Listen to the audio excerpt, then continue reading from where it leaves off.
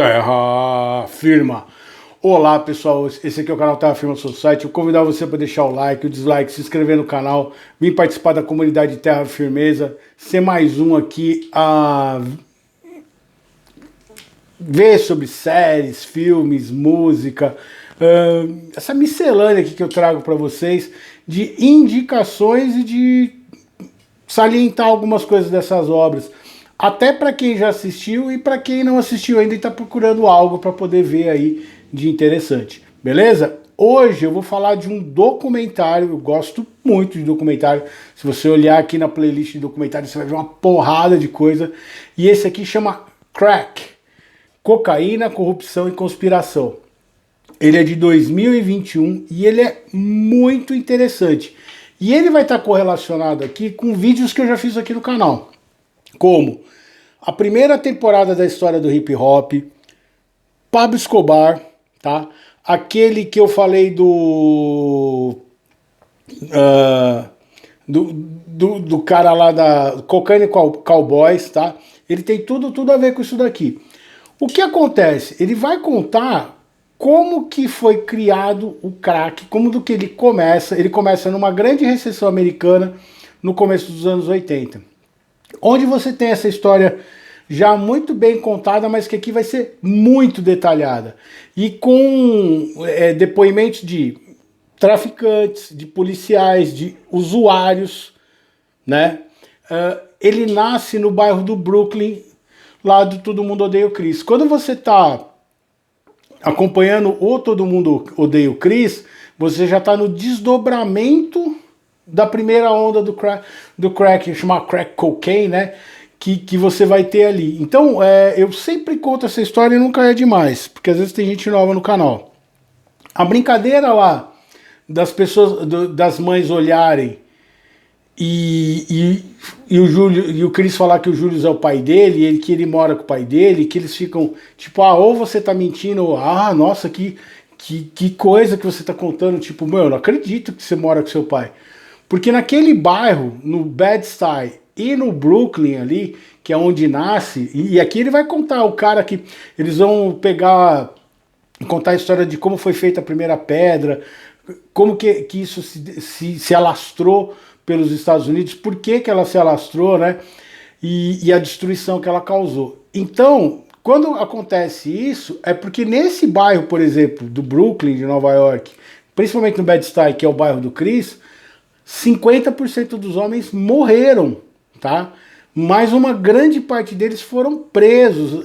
As mulheres que eram viciadas, elas estavam muito loucas e elas tinham relações para poder pagar o que elas iam consumir, e elas engravidavam e não sabiam quem era o pai das crianças. Assim, foi uma epidemia, não uma pandemia, porque mas assim, virou uma epidemia. Em Nova York, né, que é o marco zero desse produto, que se espalhou pelos Estados Unidos todo, principalmente na comunidade negra. E aí, qual é a ideia que vai surgir desse documentário? Qual é a reflexão que vão fazer em torno dele? Que uma das coisas que vai chamar a atenção é que quando você começa a desenvolver a história do produto que vai gerar o crack, que é aquele pó de apagador lá, aquele pó branco, esse pó branco, ele financiou a guerra dos contras da Nicarágua. Isso mesmo. O que aconteceu? A CIA, ela não tinha como financiar os rebeldes contras da Nicarágua. Como que eles fizeram isso? Eles usaram o tráfico, tanto que, por exemplo, o Pablo Escobar, quando tentou fugir, ele foi para onde? Ele foi para Nicarágua. E ele fugiu da Nicarágua porque ele descobriu que tinha gente da CIA lá. Mas os caras da CIA, da Central de Inteligência Americana, eles estavam lá para negociar com Noriega, que pegava grandes carregamentos e vendia para os Estados Unidos. Ou seja, parte desse material que entrou nos Estados Unidos, desse tipo de entorpecente, ele entrou graças ao próprio governo americano. Para quê? Para ganhar dinheiro e pegar esse dinheiro e investir na guerra dos contras. Na verdade, eles já faziam o seguinte, eles deixavam usar os aviões do governo americano, os contras, eles levantavam a grana e investiam em armamento e tudo mais para poder lutar a guerra da Nicarágua. Ou seja, a Guerra Fria financia esse grande comércio. E onde desembocou isso? Parte na Flórida, que é a parte colombiana, porque o que fazia? Os colombianos eles mandavam para a Nicarágua e da Nicarágua eles mandavam para os Estados Unidos. E eles tinham essa conexão com a CIA. Ou seja, o governo americano diz que não sabia, porque a CIA fazia isso dentro dos seus esquemas de sigilo lá para manter as suas operações. Mas em algum momento o governo americano devia saber que ele estava ajudando a despejar toneladas e toneladas de pó de giz dentro da sua própria sociedade. Mas aí a discussão que é feita dentro desse documentário é: por que o governo americano não se importou muito com isso? Porque qual era o público-alvo desse tipo de material? Você tinha uma alta sociedade, por exemplo, na Flórida, como eu falei dos Cocaine Cowboys, tem 2 vídeos aqui, e o próprio Pablo Escobar, que acontece o seguinte: ele ia para uma alta sociedade que consumia isso. E aí você não tinha grandes problemas. Você estava alimentando uma galera que estava deslumbrada no final dos anos 70. Isso vai acontecer no final dos anos 70. Isso aí acontece durante os anos 70. E no final dos anos 70, que Nova York está inundada de pó de giz, acontece o quê? Em bairros pobres dos Estados Unidos, eles vão arrumar um jeito de fazer isso render mais. E vão criar uma receita lá, que é feita no micro-ondas, né? E por que tem esse nome? Porque ela faz esse barulho de rachar, crack, crack, crack, quando ela está sendo queimada para ser consumida, né? Então, parte do público-alvo disso era a alta sociedade. E aí, pessoas brancas que não estavam dando problema para eles e que estavam se virando com isso. Você tinha uma guerra na Flórida, como eu falei aqui no Cocaine Cowboys, né?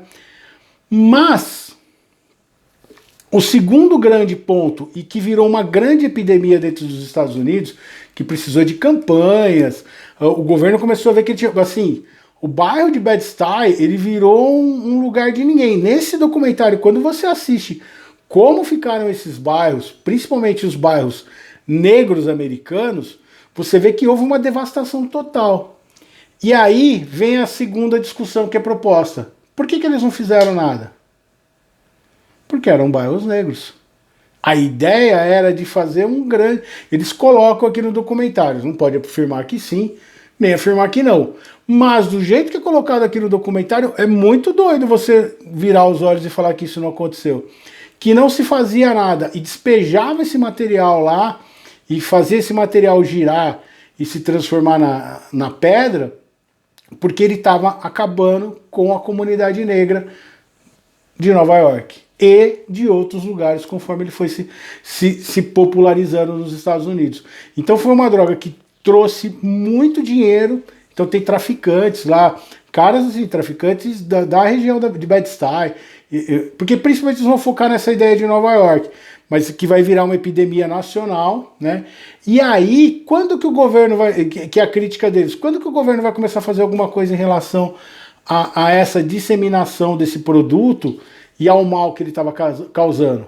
Quando ele quebra a barreira racial. E aí ele não passa somente a ser algo de preferência da comunidade negra, mas ele começa a atacar todo mundo. Por exemplo, nos Estados Unidos, o Cristal lá, do Breaking Bad, ele começou como uma droga branca.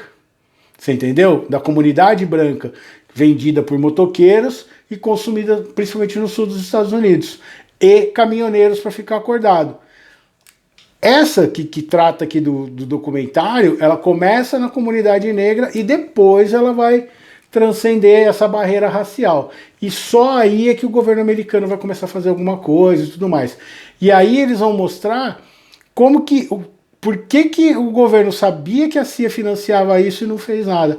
E tentar buscar uma resposta de por que foi permitido esse tipo de massacre. Muito interessante esse documentário, vale dar uma olhadinha aí. E ele vai te informar sobre muita coisa e você vai entender muita coisa do Todo Mundo Odeia o Chris, para contextualizar. Porque Todo Mundo Odeia o Chris, ele tem algumas coisas, eu sempre falo para os alunos, ele tem piadas que são muito cruéis, porque elas tratam de coisas que foram horríveis para a população americana. E lá o Chris Rock ele trata de um jeito jocoso, mas ele está fazendo uma crítica de colocar na cara das pessoas e lembrar do que aconteceu nesse extermínio da população negra através do consumo dessa droga. Tá legal? Então eu recomendo Crack, Cocaína, Corrupção e Conspiração, da Netflix. O poema de hoje é um poema de amor, mas que pode ser traduzido para isso. Chama Vício e Saudade.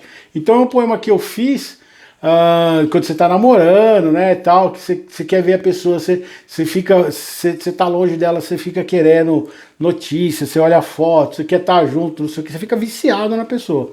E aqui você pode olhar pela essa ótica do que eu falei aqui agora, de uma coisa que não é de uma relação tão saudável. Então vamos lá, vício e saudade. Como disse antes, estou viciado em você. A sua presença me entorpece de um modo maravilhoso. Não quero vender ou roubar nada para sustentar o meu doce vício. Quem sabe roube o seu coração, mas quero aquela louca sensação de me sentir completo ante sua presença.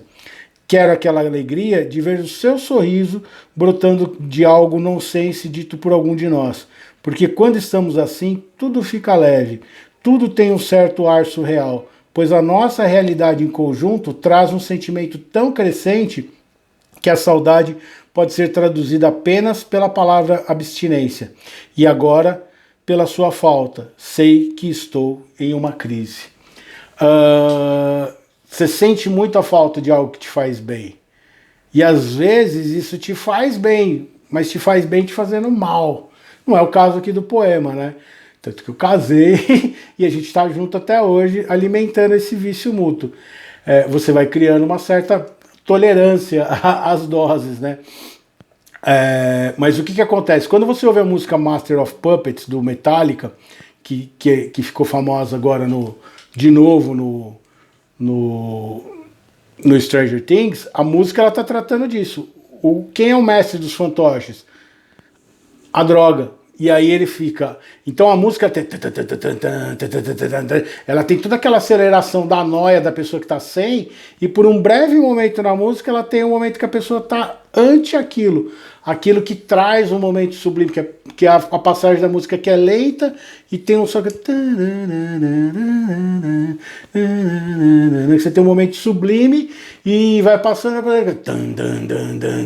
master, e você fica de novo dependente e você tem que correr atrás do próximo momento de felicidade, que vai ficando cada vez mais curto e a sua destruição é cada vez maior, assim. É muito doido isso. Diz aí, você já assistiu essa série? Você sabia que ela tá na Netflix? Você sabia dessa história da CIA financiando os contras usando esse tipo de ativo? Deixa o like, o dislike, se inscreve no canal, vem participar da comunidade Terra Firmeza, aciona o sininho e eu vejo vocês em outro vídeo de Terra Firma Society. Tchau, tchau.